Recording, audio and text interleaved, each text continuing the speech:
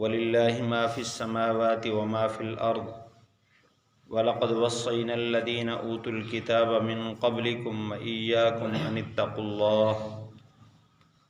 وَإِن تَكْفُرُوا فَإِنَّ لِلَّهِ مَا فِي السَّمَاوَاتِ وَمَا فِي الْأَرْضِ وَكَانَ اللَّهُ غَنِيًّا حَمِيدًا۔ اللہ کا ہے سب کچھ، وہ جو آسمانوں میں ہے اور جو زمین میں ہے، اور ہم نے تاکید کے ساتھ حکم کیا ان لوگوں کو جن کو تم سے پہلے کتاب دی گئی، اور تمہیں بھی تاکید کے ساتھ حکم کرتے ہیں کہ اللہ سے ڈرو، اور اگر تم نے انکار کیا تو بے شک اللہ کا ہے سب کچھ، وہ جو آسمانوں میں ہے اور جو زمین میں ہے، اور اللہ تعالیٰ بے نیاز ہے، تعریفوں والا ہے۔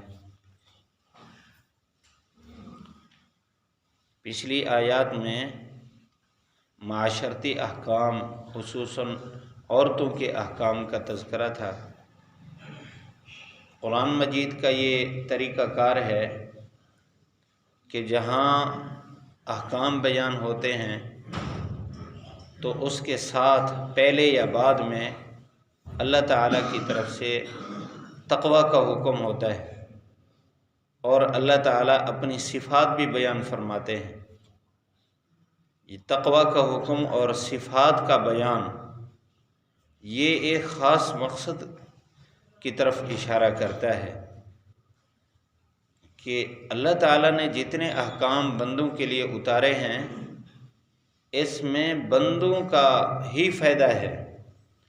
ورنہ اللہ تعالیٰ بے نیاز ہے۔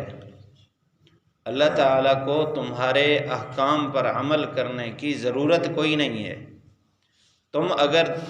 احکام کو پابندی سے اختیار کرو گے اس میں تمہیں فائدہ ہے، اور کیونکہ وہ احکم الحاکمین ہے اور ہر چیز پر قدرت رکھتا ہے، وہ بلندیوں والا ہے۔ تقوی کا اس لیے حکم ہے کہ اگر تم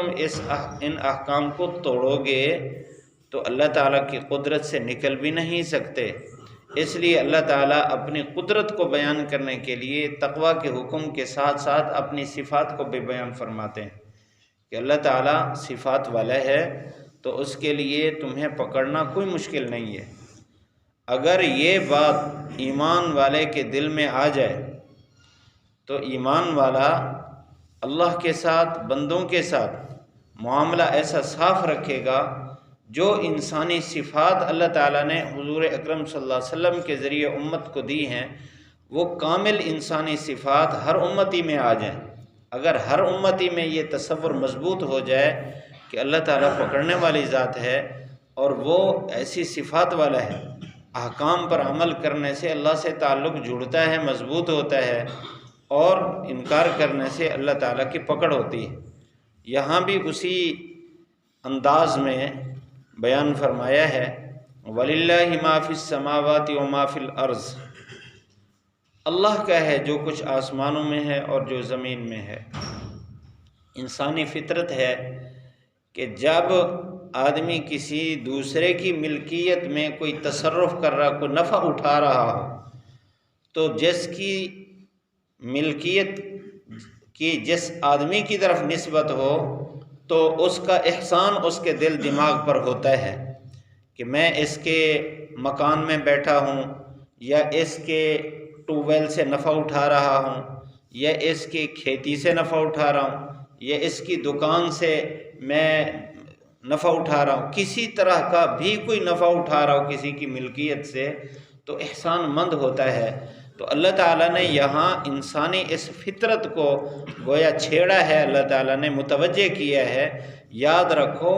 جو کچھ آسمانوں میں ہے وہ سب اللہ کا ہے، اور جو کچھ زمین میں ہے سب اللہ کا ہے۔ بندوں کے پاس جو ملکیت ہے یہ عارضی ہے، اصل تو اللہ تعالیٰ کا ہے۔ تو یہ استحضار جب ہوگا تو اب اس کے بعد تقوی کا اختیار کرنا آسان ہوگا۔ وَلَقَدْ وَصَّيْنَا الَّذِينَ أُوتُوا الْكِتَابَ مِنْ قَبْلِكُمْ، کہ تم سے پہلے جن کو کتاب دی گئی ہے، ہمارے سے پہلے، اس امت سے پہلے دو گروہ ہیں قریب قریب بسنے والے جن کو کتاب دی گئی، ایک یہود اور ایک نصارہ۔ یہود پر تورات اتری ہے اور نصارہ کے لیے اللہ تعالیٰ نے عیسیٰ علیہ السلام پر انجیل اتاری ہے۔ تو یہ دو کتابیں ہیں، اس کے ماننے والے اہل کتاب کہلاتے تھے۔ اللہ تعالیٰ نے ان کو بھی اس بات کی وصیت کی ہے کہ تقوی اختیار کرو، اللہ سے ڈرتے رہو۔ تقوی کا مطلب یہ ہے کہ اللہ کی نافرمانی سے بچتے رہو، اور اللہ کی نافرمانی کے درجات ہیں۔ پہلا درجہ عقیدہ کا ہے کہ عقیدہ ایمان ہو تو یہ تقوی کا پہلا درجہ ہے، اور ایمان کے بعد اعمال میں فرائض ہیں، فرائض کو نہ چھوڑے، پابندی اختیار کرے، یہ تقوی کا دوسرا درجہ ہے۔ اور اس کے بعد پھر مشتبہ چیزیں جن سے اللہ تعالیٰ نے روکا اور شک ہے کہ شاید یہ وہی ہوں، پورا علم نہیں، ان سے بھی بچ جانا، یہ تقوی۔ اور اس کے بعد پھر وہ چیزیں جس سے اللہ کے نبی صلی اللہ علیہ وسلم بچے ہیں،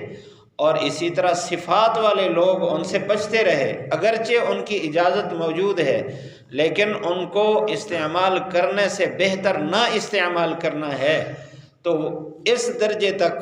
آدمی پہنچ جائے تو یہ تقوی کا اعلیٰ درجہ ہے۔ تو آپ صلی اللہ علیہ وسلم نے جس تقوی کو اختیار کیا ہے، اگر اس درجہ کا تقوی اختیار کیا جائے تو پھر اللہ تعالیٰ کے ساتھ تعلق بھی اعلیٰ درجے کا ہے۔ تو فرمایا تم سے پہلے جن کو کتاب دی گئی ان کو بھی تقوی کا حکم ہوا، لیکن انہوں نے حکم توڑے، خصوصاً یہودیوں نے تو اللہ تعالیٰ کے احکام بہت زیادہ توڑے ہیں۔ انبیاء کو قتل کیا، اتنا بڑا جرم تو کسی نے بھی نہیں کیا جتنا یہودیوں نے کیا، اور قتل کے ساتھ مذہبی عنوان قائم کرنے کے باوجود قتل کی لت جتنا یہودیوں کو پڑی ہے کسی قوم کو نہیں پڑی، اس لیے کہ انبیاء سے بڑھ کر تو کوئی نہیں، اور وہ مانتے ہیں کہ انبیاء سب سے اعلیٰ ہیں، اور ان کو بھی انہوں نے قتل کر دیا۔ تو اتنا بڑا ارتکاب کیا انہوں نے، اور فرمایا تمہیں بھی ہم وصیت کرتے ہیں۔ یہاں وصیت سے مراد تاکید کے ساتھ حکم ہے، کہ تاکیدی حکم کرتے ہیں تمہیں بھی کہ ان اتقوا اللہ، اللہ سے ڈرو۔ آپ صلی اللہ علیہ وسلم نے فرمایا کہ اللہ سے ڈرو سرًا و علانیہ، لوگوں کے سامنے بھی اللہ کی نافرمانی سے بچو، اور جب تم الگ الگ ہو، انفرادی زندگی گزار رہے، کسی کو علم نہیں ہے، وہاں بھی تم اللہ تعالیٰ سے ڈرو۔ اگر یہ دو حالتیں ایسی ہوں کہ آدمی اللہ سے ڈرے، نافرمانی سے بچ جائے، تو یہ ایسا ہے کہ ان اللہ مع المتقین، اللہ تعالیٰ تقوی والوں کے ساتھ اللہ تعالیٰ کی معیت نصیب ہوتی ہے۔ ان للمتقین مفازا، اور قرآن مجید میں بہت جگہ ایسا آیا ہے کہ جہاں متقین کے لیے کامیابی کا اعلان ہے۔ لیکن اگر اس کے خلاف کیا، وَإِن تَكْفُرُوا، اگر تم نے انکار کیا، اب اس انکار کا تعلق اس میں بھی عموم ہے، ایمان میں انکار کر دیا، کفر اختیار کیا، یا ایمان تو اختیار کیا ہے لیکن آگے جتنے فرائض ہیں ان میں سے کسی فرض کو ادا نہ کرنا، اگر فرض کا انکار کرے تو یہ تو کفر ہے، فرض کو اختیار نہیں کیا اور سستی کر گیا، نمازیں فرض ہیں، روزے فرض ہیں، کسی پر حج فرض ہو چکا ہے، یہ زکوٰۃ سال کے بعد فرض ہوتی ہے، اس میں کوتاہی کرتا ہے اور اس میں چشم پوشی اختیار کرتا ہے، تو یہ انکار کر رہا ہے اللہ تعالیٰ کے حکم کا۔ تو فرمایا فَإِنَّ لِلَّهِ مَا فِي السَّمَاوَاتِ وَمَا فِي الْأَرْضِ، یہ اپنے آپ کو نیکی اختیار کر کے اپنے میں یہ تصور نہ کرے کہ میں اللہ پر احسان کر رہا ہوں، اگر یہ انکار کرے گا فَإِنَّ لِلَّهِ مَا فِي السَّمَاوَاتِ، یہاں اللہ تعالیٰ نے لفظ اِنَّا کو ذکر فرمایا جس کا پیچھے تذکرہ نہیں ہے، تو تاکید کے ساتھ یاد رکھو، حقیقی بات یہ ہے کہ جو کچھ آسمان اور زمین میں ہے سب اللہ کا ہے، تمہاری تو اپنی جان اپنی نہیں ہے، یہ بھی اللہ تعالیٰ کی ملکیت میں ہے، تو اللہ تعالیٰ کو تمہاری کوئی پرواہ نہیں ہے۔ آگے اللہ تعالیٰ نے اسی لفظ کو اس مزید صراحت کے ساتھ فرمایا وَكَانَ اللَّهُ غَنِيًّا حَمِيدًا، اس میں ہماری جو سوچ کا بگاڑ ہے اس کو درست کیا گیا ہے۔ فرمایا اللہ تعالیٰ بے نیاز ہے، یعنی اللہ تعالیٰ کو مخلوق کی عبادت کی کوئی ضرورت نہیں ہے، اگر کوئی بھی عبادت نہ کرے اللہ تعالیٰ کے مقام اور مرتبہ میں ذرہ برابر بھی کمی نہیں ہے، اس کی عزت میں ذرہ برابر بھی کمی نہیں ہے، پھر بھی وہ عزت والا ہے۔ حمیدہ، ایک وہ حمیدہ، اللہ تعالیٰ تعریفوں والا ہے۔ مخلوق کے اندر یہ جو تعریف کی صفت ہے یہ تب پیدا ہوتی ہے جب کوئی بندہ اس کی تعریف کرے، تب وہ تعریفوں والا ہوتا ہے، کیونکہ وہ سراسر محتاج ہے ہر صفت میں۔ لیکن اللہ تعالیٰ وہ ذات ہے کہ وہ اپنی ذات کے اعتبار سے تعریفوں والا ہے۔ مخلوق میں سے کوئی بھی اللہ کا نام لینے والا نہ ہو، اللہ تعالیٰ پھر بھی تعریفوں والا ہے۔ لیکن اللہ تعالیٰ کی تعریف صرف انسان تو نہیں کر رہا۔ آپ صلی اللہ علیہ وسلم نے فرمایا کہ اس آسمان پر کوئی بالشت بھر جگہ بھی خالی نہیں ہے جہاں فرشتہ اللہ تعالیٰ کی عبادت نہ کر رہا ہو۔ تو اتنے لامتناہی یعنی بے شمار فرشتے ہیں جو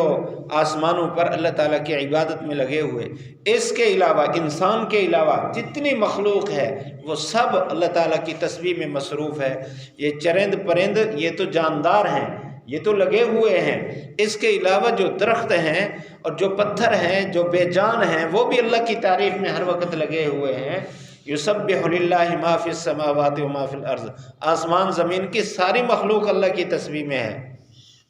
اگر انسان انکار کرتا ہے تو اس کا اپنا نقصان ہے۔ تو فرمایا اگر تم تعریف نہیں کرو گے تو اللہ پھر بھی تعریفوں والا ہے، اس کو تمہاری تعریف کی کوئی ضرورت نہیں۔ تم عبادت نہیں کرو گے تو اللہ تعالیٰ بے نیاز ہے، اس کو تمہاری عبادت کی کوئی ضرورت نہیں ہے، وہ اس کے بغیر بھی عبادت والا ہے۔ اس لیے اگر ہم اللہ کی تعریف کریں گے، اللہ تعالیٰ کے احکام کو مانیں گے، اس میں سراسر ہمارا فائدہ ہے کہ اس ذات کے ساتھ تعلق بن جائے گا۔ اللہ تعالیٰ ہمیں اس کی پوری سمجھ نصیب فرمائے، اس کا ادراک نصیب فرمائے، ہمارے دل و دماغ میں اللہ تعالیٰ اس بات کو پیوست فرما دے، ہر لمحہ اللہ تعالیٰ اس کا دھیان خیال نصیب فرمائے۔ پڑھ لیجئے وَلِلَّهِ مَا فِي السَّمَاوَاتِ وَمَا فِي الْأَرْضِ وَلَقَدْ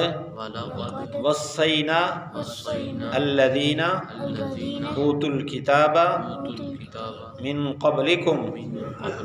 وَإِيَّاكُمْ أَنِ اتَّقُوا اللَّهَ وَإِن تَكْفُرُوا فَإِنَّ لِلَّهِ مَا فِي السَّمَاوَاتِ وَمَا فِي الْأَرْضِ